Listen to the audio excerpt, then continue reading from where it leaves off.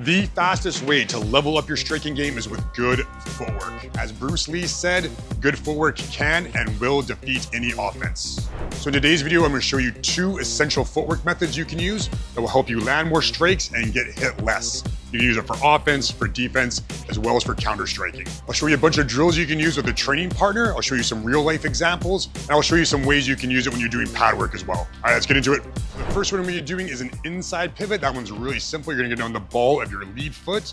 You're just gonna pivot 90 degrees to your right. Pretty straightforward.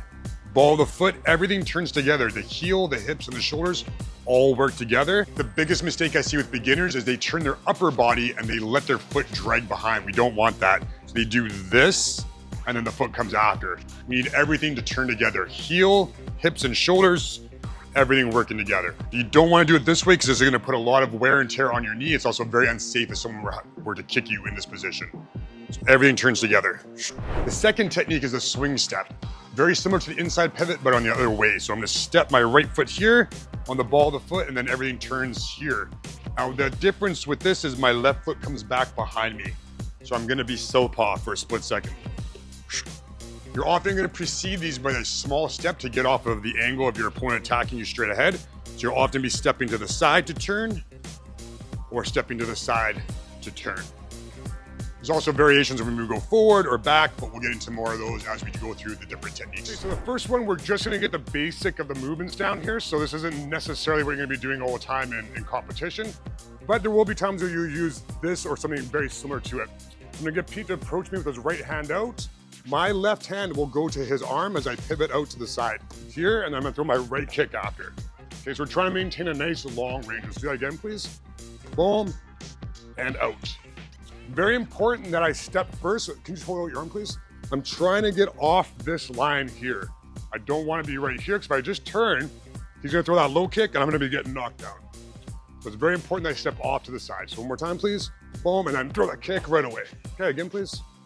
Step out and kick. Step out and kick. I'll do it with Pete here. So I'm gonna approach him. I'm gonna try and maintain my stance the whole time. Boom, and then I'm gonna block that 2-arm. Boom, good, nice. One more time. Boom. Back here, please. Exact same thing, just going to the other side now. Pete will come at me with his lead hand sticking out. I'm gonna angle off here and then throw my left kick. For this one, you'll notice, can I get right here, please? As Pete approaches me, I'm stepping up a little bit to the side. So I'm not gonna go back. Sometimes you might need to do that. Right now, I'm just gonna step a little bit to the side. One more time, please. Okay. If I go back too far, I won't be able to hit him. I won't be able to get that angle.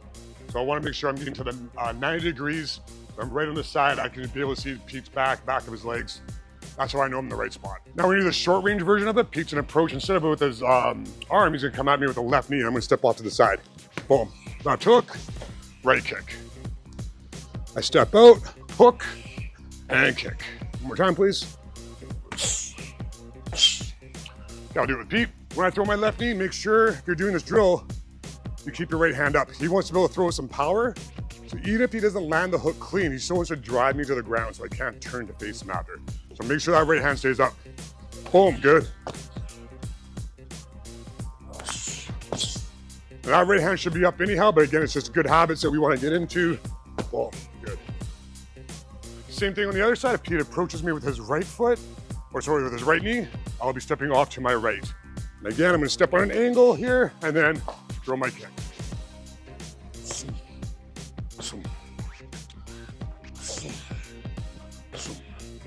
Okay, so now we have some of the basics down. We're gonna start putting these into some combinations now. So what I'm gonna get Pete to do is he's gonna slip my cross as he throws across to my body, and then he's gonna pivot out after that. So as I throw my cross, Pete's gonna be stepping off already. He's gonna land across the body. He's gonna pivot out. There's the hook, and then there's a right kick. Good, again. Slip, hook, boom, good. Let's go from that angle one more time, please. So as you can see, his left foot's gonna step out as I throw. This gets him outside the frame. Lands the cross, then there's the hook, and then there's the kick. I'll do it once here too. So throw your cross here, please. Boom, hook, kick. I slipped out, so my foot stepped out. This time I'm going a little bit more forward. Hook, boom, kick, boom. Now we're gonna use the exact same techniques in the clinch. You can keep your gloves on, it's fun. So if I can get arm and arm or arm and head, anytime I can get a dominant position, this is gonna make it a lot more, it's gonna be a lot easier for me. So if we're here, please go ahead and clinch me back here, good. So I have this right now, okay? Really simple thing to remember in the clinch is if you throw a knee, often they're gonna copy you. So if I throw a right knee, they'll often throw a right knee right back. So if you notice your opponent's doing that, you can just use that against them. So I throw, he throws, and I step, and then there's my throw or my sweep, okay? So I'm going right knee. As he throws, I'm stepping in. That footwork's the same. I'm driving my hips against his knee, pulling his head down, lifting his arm up. And you can see from there, they're very much off balance. You could also add a sweep in there if you want. So I throw my knee, I step to the side, I push and pull. I get that steering wheel effect to get him off balance. And it's the same thing, even with that same grip, I can do the same thing on the other side. Left knee, he throws his left knee, push and pull. Same thing, this time I'm pulling his arm and pushing his head. So knee, knee, knee, knee. And it's all because of the footwork. If I do it without the footwork, you might still get it down. He throws that knee, but it's harder. If you step in, it makes it so much easier. Because when you use footwork properly, you're using your whole body as opposed to just like your arms or just your legs. I can use my whole body to get him off balance. Okay, now it's time to apply this footwork to some pad work here. Just some basic ones. Starting out with a real simple one where I come at my partner and he angles off. Now we're gonna apply that to the same side push kick. So if I throw my right push kick, he's going to his left and vice versa. And then finishing up with a kick. Again, pretty standard pad work stuff. You'll do this in most gyms. Now we're gonna do it off of an elbow. So he finishes with his right elbow, he's gonna angle off to the left after and finish with a kick. And when he finishes with his left elbow, he'll go off to the right side and kick. So here we go, left elbow. Now he's gonna pivot off to the right, step out, and left kick. All right, thank you very much for watching. If you want to subscribe and you haven't already, you can click right here.